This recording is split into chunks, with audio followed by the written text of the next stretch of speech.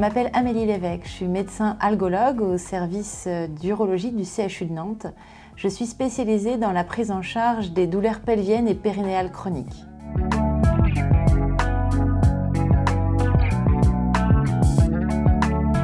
Le cycle menstruel résulte d'un jeu d'équilibre entre les hormones produites par le cerveau et les hormones produites par les ovaires.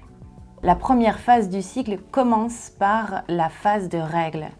La première phase correspond au grossissement d'un des follicules des ovaires. On appelle ça la phase folliculaire. Ce follicule produit des œstrogènes qui vont faire évoluer, grossir l'endomètre à l'intérieur de l'utérus. À la fin de cette phase, vers 14 jours, il y a une ovulation. Ensuite, s'il y a une grossesse, bien sûr, la grossesse évolue. S'il n'y a pas de grossesse, ce follicule va involuer et on appelle ça le corps jaune.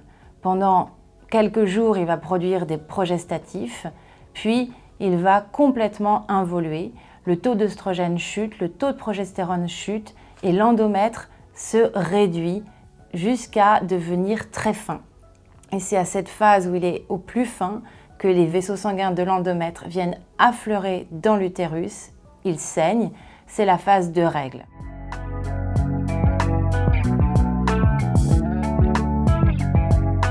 Eh bien, la pilule a pour but de limiter cette fabrication d'œstrogènes et de progestérone par les ovaires. Il en résulte que l'endomètre n'évolue jamais suffisamment pour accueillir une grossesse. D'ailleurs, il en résulte aussi l'absence d'ovulation par le follicule ovarien. Lorsqu'on arrête la pilule, en fin de plaquette, il va se produire des saignements de privation. Ce qu'on appelle les saignements de privation ne sont pas de réelles règles puisqu'il n'y a pas eu de cycle ovarien.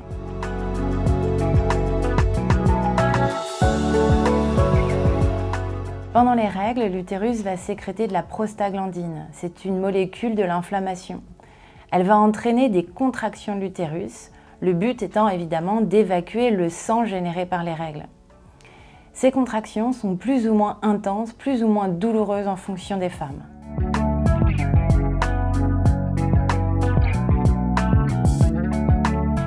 Alors, la question de la normalité de la douleur des règles est complexe.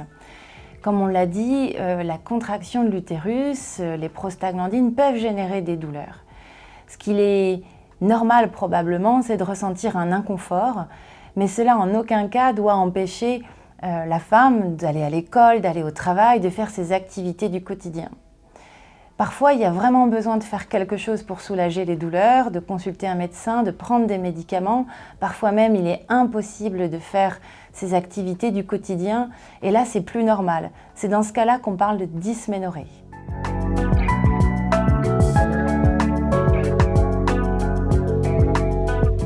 Alors, c'est très simple. Les dysménorrhées primaires sont donc des douleurs anormales survenant pendant les règles pour lesquelles on ne retrouve pas de maladie sous-jacente qui puisse expliquer ces douleurs.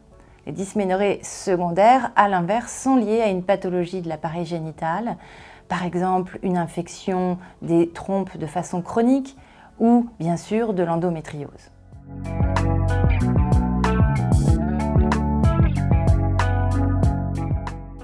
L'endométriose se caractérise par la présence d'endomètre en dehors de l'utérus. L'endomètre, c'est la couche interne de l'utérus. Il y a 3 types d'endométriose. L'endométriose ovarienne avec des nodules donc d'endométriome sur les ovaires. Il y a l'endométriose péritonéale où là, une multitude de lésions donc d'endométriose se retrouvent un peu partout sur le péritoine. Et puis, il y a l'endométriose dite profonde, sous-péritonéale, qui peut se retrouver principalement dans les cloisons génitales entre le rectum et le vagin ou entre le vagin et la vessie.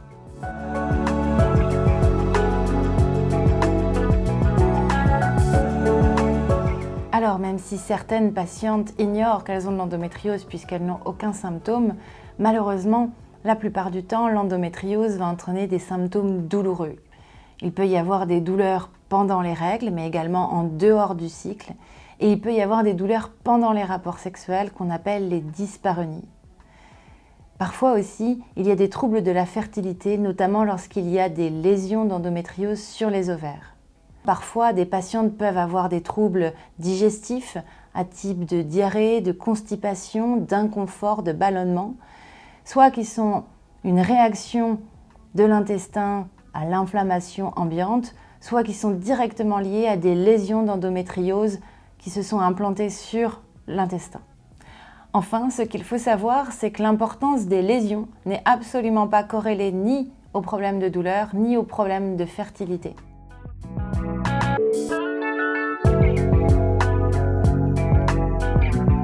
Il existe d'autres pathologies qui peuvent créer des douleurs pelviennes. En effet, il ne faut pas à chaque fois s'inquiéter de l'endométriose. Par exemple, on peut avoir des douleurs pelviennes liées au syndrome de l'intestin irritable. L'intestin irritable va se manifester notamment par une alternance de diarrhée et de constipation et de ballonnement au niveau pelvien qui crée des douleurs. On peut aussi souffrir d'un syndrome de congestion pelvienne avec la présence de varices pelviennes dans le ventre qui vont en fin de cycle générer des douleurs. Les femmes sont surtout gênées en fin de journée, soulagées par le fait de s'allonger. Elles sont aussi surtout soulagées par l'apparition des règles, ce qui permet de faire une bonne différence avec l'endométriose. Certaines patientes peuvent aussi souffrir du syndrome douloureux vésical. Il se manifeste par une très grande fréquence de la miction et des douleurs pendant la miction et parfois même au décours de la miction. Enfin, certaines patientes peuvent ressentir des douleurs de façon très diffuse au niveau pelvien, même périnéal. On parle d'hypersensibilité pelvienne. Cette hypersensibilité est souvent la résultante d'une autre pathologie qui crée des douleurs pelviennes chroniques. Elle peut être aussi la résultante de traumatismes anciens, notamment d'abus sexuels.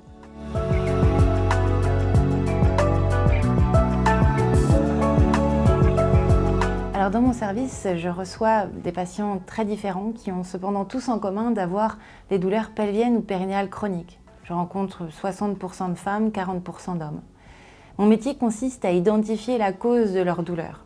Les douleurs peuvent être liées, comme on l'a vu, à des pathologies d'organes, comme l'endométriose par exemple, mais elles peuvent être aussi liées à des problèmes neurologiques, comme la névralgie pudendale.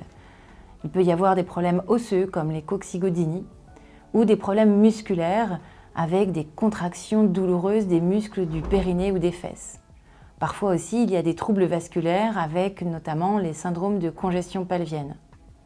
Enfin, bien sûr, lorsque ces douleurs sont diffuses, on peut identifier un dysfonctionnement du système de perception de la douleur, c'est l'hypersensibilité.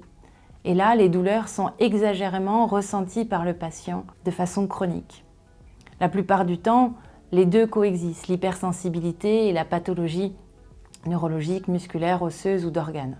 Très peu de médecins font mon métier en France, de sorte que malheureusement, beaucoup des patients que je rencontre ont mis beaucoup de temps avant de pouvoir poser un diagnostic sur leur douleur.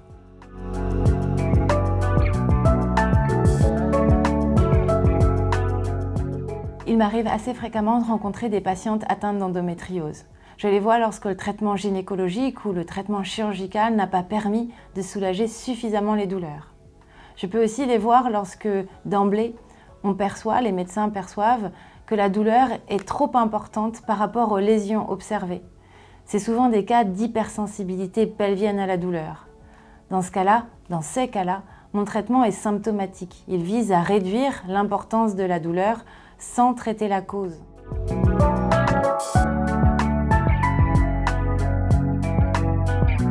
Alors, mon approche, mon travail consiste à mettre en place une prise en charge globale ou holistique.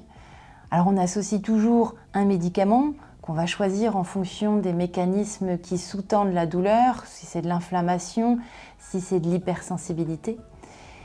Et puis une technique toujours physique, comme de la kinésithérapie, de l'ostéopathie, de l'électrostimulation ou bien sûr de l'exercice physique encadré.